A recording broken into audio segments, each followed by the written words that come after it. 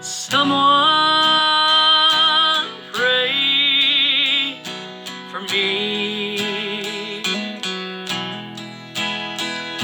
They fell down on their knees and they prayed for me. At times I didn't know it, sad to say at times I didn't care. But I know I'm standing because they took that time in prayer. Their tears are bottled up in heaven, where they called out my name, and by the power of prayer, my life was changed.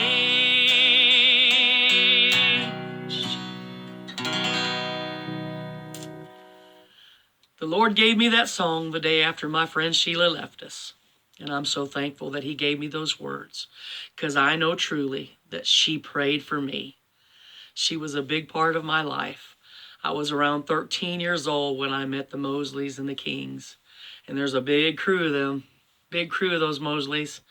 And we became family. Don't know how it actually all came about, but I know that the Lord had his hand in it because he knew that I was going to need this family.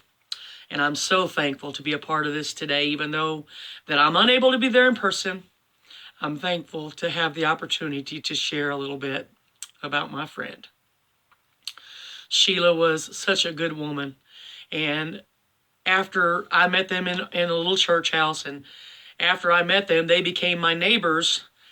Sheila and Russ did. And there was a time that me and my stepdad had gotten a really bad argument, and we had a literal hands-on fight, not just words. And I remember when I left my home that day, I was scared and I was angry. I was very angry. And when I walked out the door, the very first thing I seen was their house, and that's where I headed, was to Sheila and Russ's. And I didn't even knock. I was so scared and angry that I just busted in the door, and I was screaming and hollering. And Sheila was in the kitchen, and she came through to the living room, and she should have just told me to shut up and leave, but she didn't. She grabbed me and she hugged me and she began to pray. And as she began to pray, a peace came over me and a calm came over me. And I literally it was just a hush, and it just come over me. And I just began to weep as she held me and as she prayed. And that day, I met the love of Jesus, I believe, for the very, very first time in my life, to where I understood, because that hug was so real and that prayer was so anointed that she covered me that day. And there's been many a times through that she's covered me. And I'm so thankful that she was there that day, because it changed the course of my life beyond a shadow of a doubt. It changed the course of my life.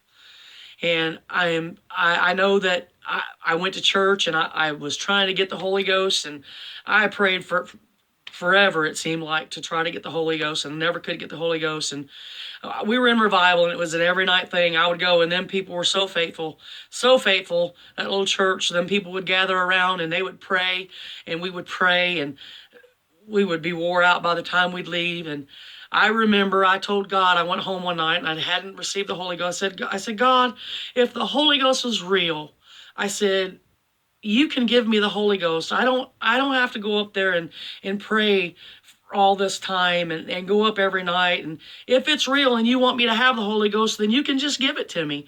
And I didn't say that to nobody. And the next night we went to church, and my pastor got up and he said, I want everybody to go around and greet everybody and shake hands and let everybody know how much you appreciate them and love them, and before the minister comes up to preach. And so we were all shaking hands and we were going around, and I could take you to that little church, to the very spot that I met up with Sheila.